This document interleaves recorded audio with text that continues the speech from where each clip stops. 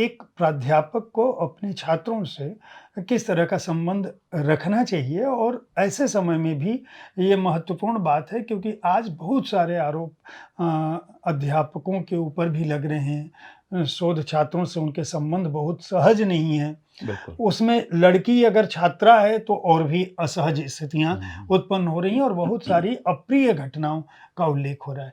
मैं चाहता हूँ कि जो नई पीढ़ी के प्राध्यापक, अध्यापक हैं, जो कॉलेज और विश्वविद्यालय स्तर पर काम कर रहे हैं उनको किस तरह से अपने संबंधों का निर्वाह करना चाहिए? आप क्या मानते हैं? किस तरह से? देखिए, ये बड़ा नैतिक एक वो होगा वक्तव्य, लेकिन चूँकि मेरी उम्र है तो मैं ये बात कह कह सकता हूँ कि एक अध्यापक को पहली बात तो ये है कि अपने विद्यार्थियों के प्रति बहुत संवेदनशील होना चाहिए और ये मान कर के चलना चाहिए कि विद्यार्थी जिन स्थितियों में गाँव से आ रहा है या अपने शहर के मोहल्ले से आ रहा है, तो वो पढ़ने के लिए आ रहा है और जिन स्थितियों में आ रहा है, उन स्थितियों में उसका सहारा बनिए आप, एक आश्रय बनिए उसका।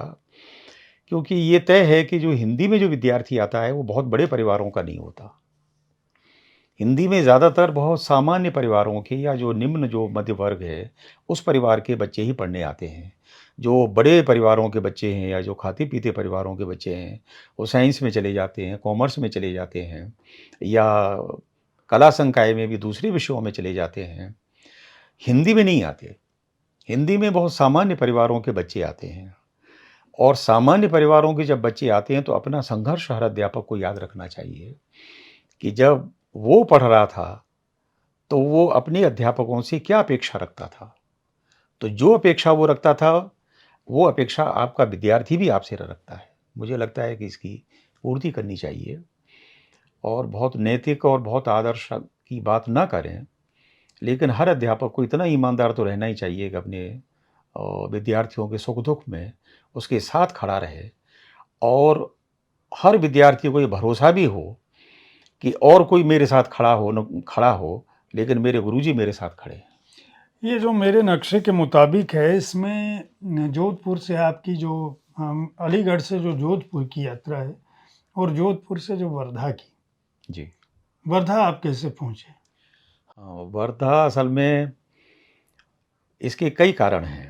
एक कारण तो ये है कि 2001 में अशोक वाजपेयी आए थे वहाँ जोधपुर में और जब अशोक वाजपेयी आए तो मैं विभागाध्यक्ष भी था और मेरे विभाग में ही आए, मैंने उनका एक भाषण करवाया। आए तो वो किन्हीं कारणों दूसरे कारणों से थे, लेकिन कोई सज्जन उन्हें विभाग में ले आए। मेरा उसमें कोई प्रयत्न नहीं था, मैं उन्हें जानता भी नहीं था तब। लेकिन वो विभाग में आए और मैंने जब उनसे अनुरोध किया तो उन्होंने भाषण भी दिया और बहुत अच्छा भाषण दिया। तब हमने उनसे ये पूछा कि ये जो हिंदी विश्वविद्यालय क्या भला है? क्या चीज़ है?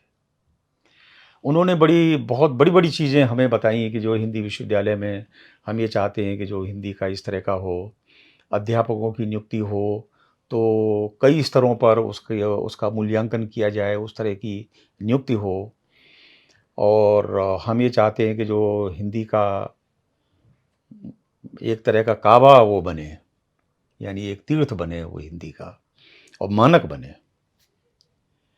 2001 में आए थे वो, 8 तक ये चीज़ें चलती रहीं।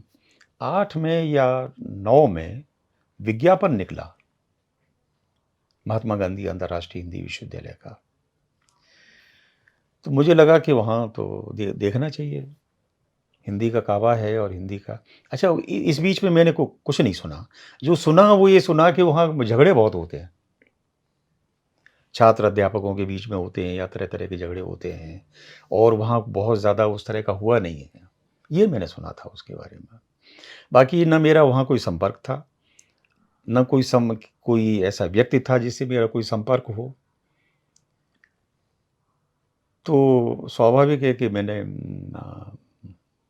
आवेदन किया। आवेदन के साथ-साथ साक्षात्कार हुआ, नियुक्ति हुई, मैं गया और जब गया पांडे जी तो उससे पहले मैं एक बार और गया था। उससे लगभग मैं जॉइन किया है 2009 की जुलाई में।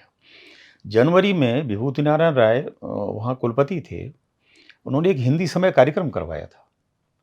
लगभग 500 साहित्यकार वहाँ आए थे, मैं भी गया था। उस समय स्थिति ये थी कि कुछ दड़बे नुमा 2-3 कमरे बने हुए थे, बाकी विश्वविद्यालय में कुछ था ही नहीं। जहाँ से हमारी कार ऊपर पहाड़ी पे चढ़ी, तो ड्राइवर ने बड़े हँसते हुए कहा, "सर, विश्वविद्यालय शुरू हो गया है।" वहाँ कुछ लिखा हुआ भी नहीं था विश्वविद्यालय का। धूल उड़ रही थी। वर्धा छोटी जगह है, वो तो गांधी जी की वजह से नाम है, बाकी वर्धा बहुत छोटी-सी जगह है। लेकिन राय साहब ने ये किया कि इतना बड़ा कार्यक्रम कराया तो सारे शहर के होटल, सारे शहर की टैक्सियाँ, ये सब बुक कर दी, क्यों विश्वविद्यालय में तो कुछ था ही नहीं।